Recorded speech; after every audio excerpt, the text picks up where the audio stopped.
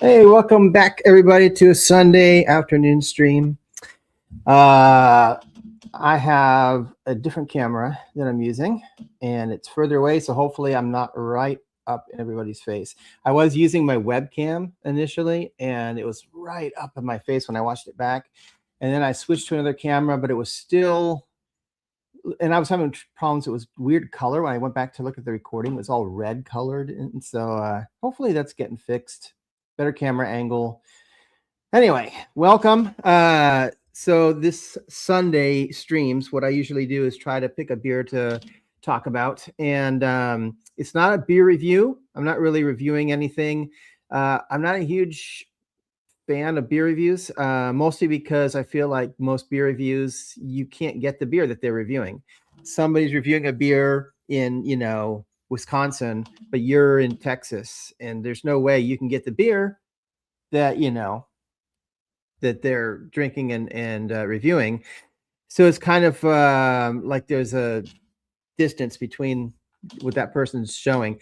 I'm trying to pick beers that are pretty much available to everybody, but are not macro beers.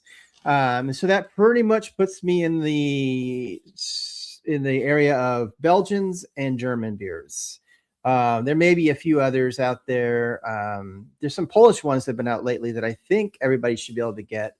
They're relatively new as far as, showing up in the bottle shops. But anyway, I've been doing a lot of Belgians lately, so I decided to switch and do a German beer today. This one is Celebrator.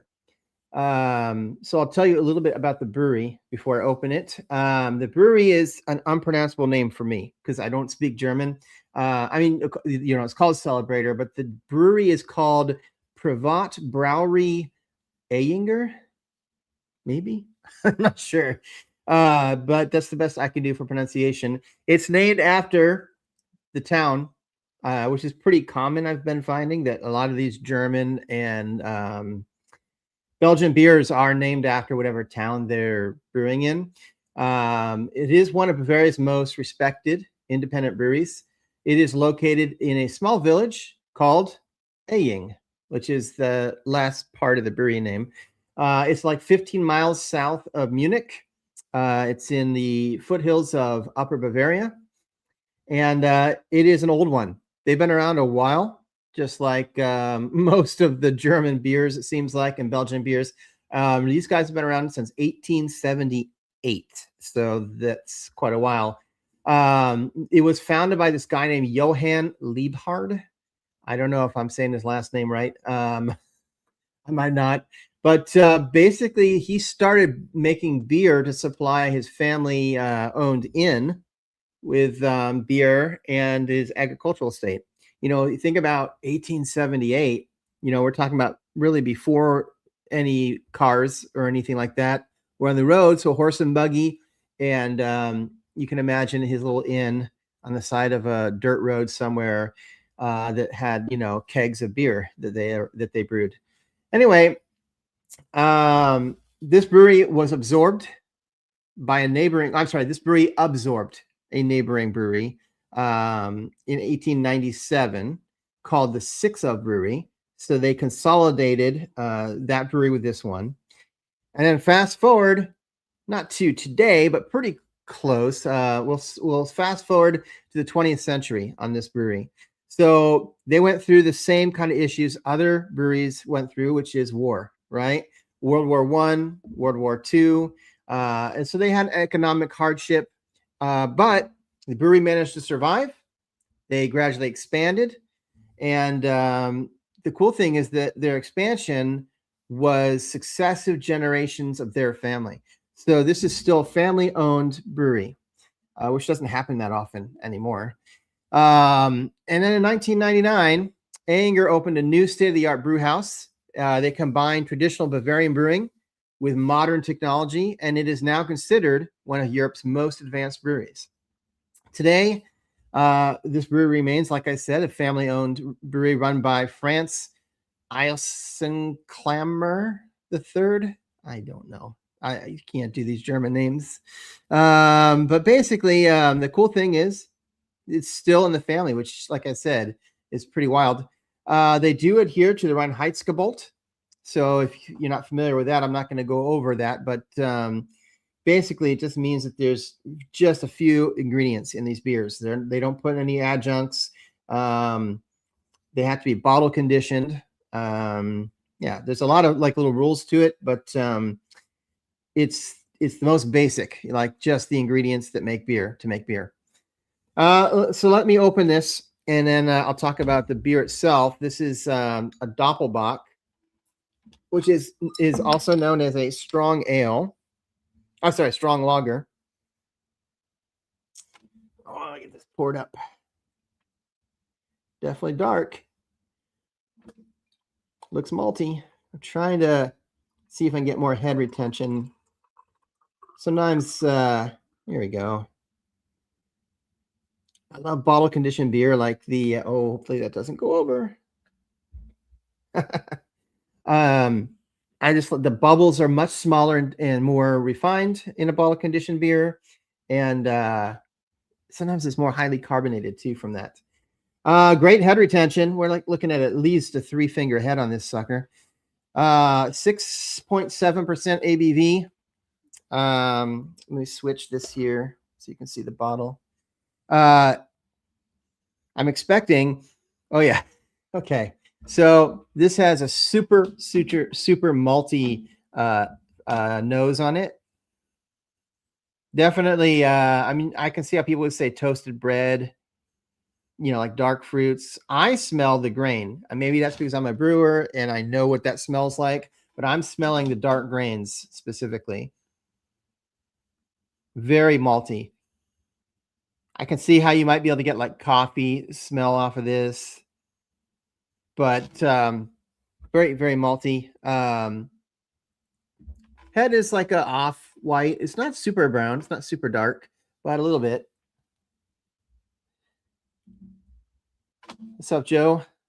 Love this. Oh, the stand. Yeah. Well, the thing is, if I had it down on the table, you wouldn't be able to see it, right? Or just the top of it, which is not very useful.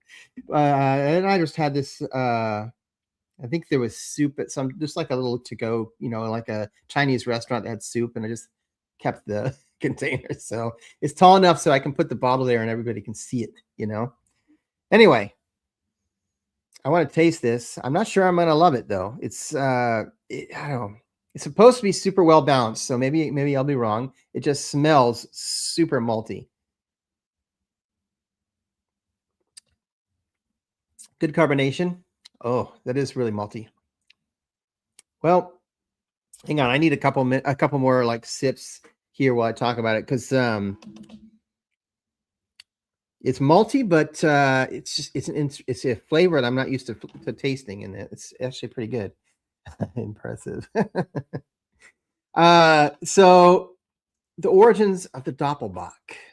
This is from 17th century Bavarian monasteries. So monks used to make this style of beer, and let's be honest, you can hear this same story with Belgian beers. So I'm not sure it really originated in Germany, because the Belgian Trappist monks have a similar story where they basically brewed this style of beer that was darker and heavier. And the idea was that it was something that they could drink and it would nourish them during Lent. And they often described it as liquid bread.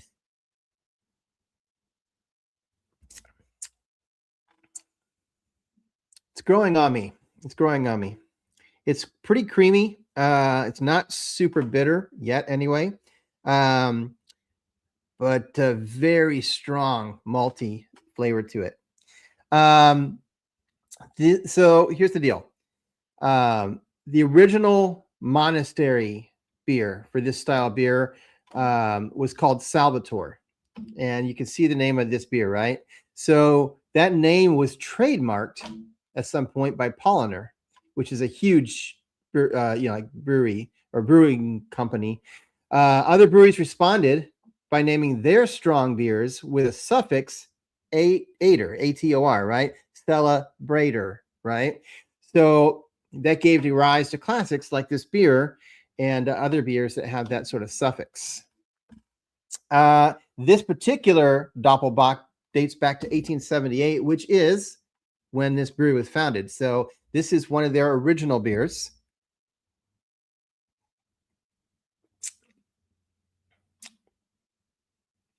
Interesting. It did have a different name back then. It was named after the local church, San Andreas Bock. And then obviously it changed to Celebrator at some point. Anyway, the interesting thing is that it is widely believed that the recipe for this beer has remained unchanged, meaning this is the exact same recipe that they brewed, more or less, right? Since 1878. Like the same family has been brewing it, and the same ingredients, the same beer, the same yeast. It's the same that they've been brewing. It is considered a really good Doppelbock. I'll tell you the awards they've gotten if it's interesting. I don't think it probably is, but it's nice. It scores really high with the Beer Advocate magazine. It's been named world's best Doppelbock many times in international competitions. It's won a lot of gold medals in World Beer Championships, the European Beer Star, and other festivals. So it's definitely, Doppelbock. Am I saying that wrong? Blackwood. Probably. It actually threw me for a loop here because it says on the bottle, strong beer. It says First Bavarian. I swear to God, it says double Bock. Double, D-O-U-B-L-E. Double Bock. But I've never pronounced a Doppelbock that way. So I think it's supposed to be D-O-P-P-E-L. Doppel. Anyway, they probably just put American, translation on it. Who knows? If you do get this bottle, by the way, don't be shocked that it is less than the American style beers. 330 milliliters. And that's because they use the metric system over there in that part of the world. And so it's slightly different. It's a little less than what we would normally get in like a 12-ounce bottle. But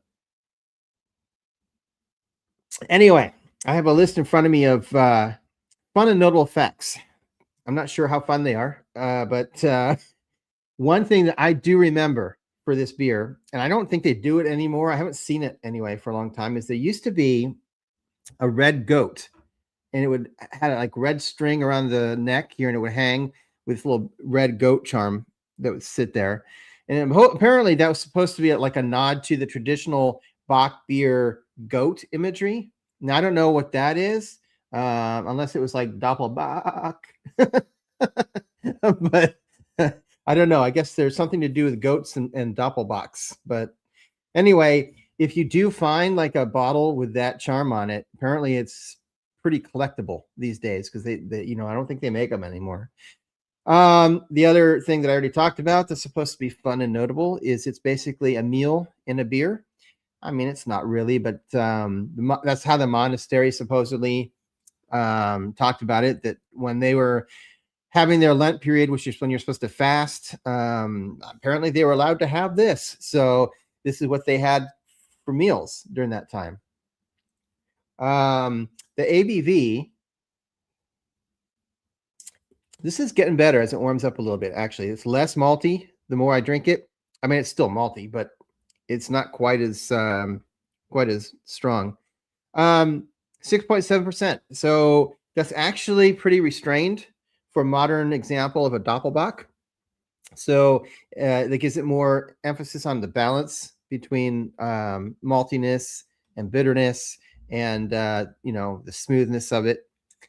Other than that, like I said, for me, the fact that stands out that I like the most is that, well, number one is that it's the same family that's owns and runs it since it started. I mean, can you imagine having a business where you are running or working for that business and your family 100 years ago, or more, was still doing that same business? That's crazy. It's kind of nice though, right? For job safety, you've always got a job because it's in the family.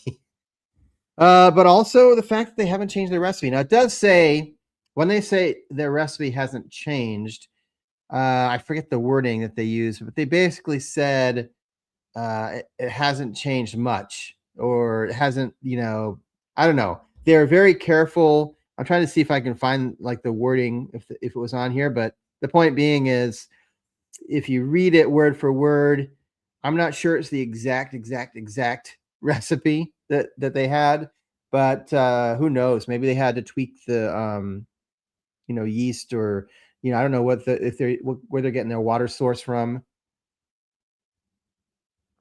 Maybe grains have changed over time. Well, grains have changed over time, so there may be a little difference there, but essentially they're saying it's the same recipe, which is pretty cool, that you can drink a beer that's probably pretty similar to the one that they had back in 1878.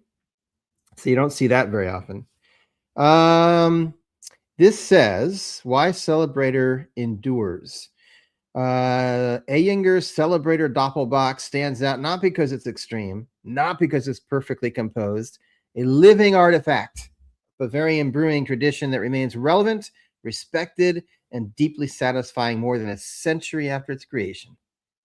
Cheers to that.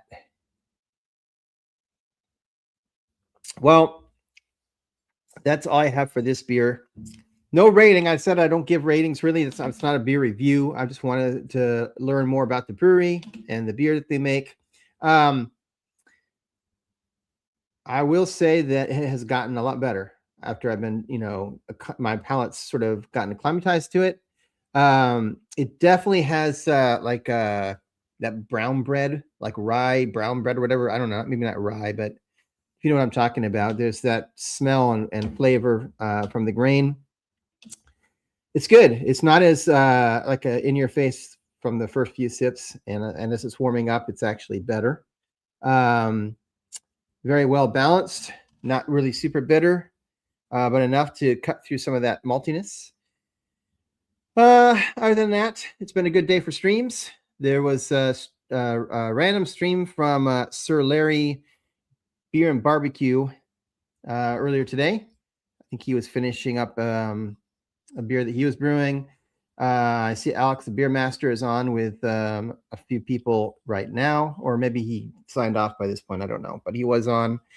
Yeah, and then I jumped on briefly here. So stay tuned for next Friday. So if you saw my video this past Friday, I did a video on a particular type of beer, and this coming Friday I'll do the full brew video, and yeah, it'll be interesting because I put something in it that you probably wouldn't expect. So stay tuned for that, and I'm probably gonna head out because I don't see a whole lot going on, and I'll be back on a live stream I think next Sunday. I'll have a short out. Here's I'll put this out there. I just filmed a Hot Tip Thursday, which I have not done in a long time because it kind of ran its course, but I wanted to do another one. So this Thursday I'll have a hot tip out, and then Friday I'll have that full brew day, and then Sunday probably we'll be back here for another German or Belgian or something that's hopefully everybody can get. So anyway, I'll see you then, and keep on brewing. See you guys.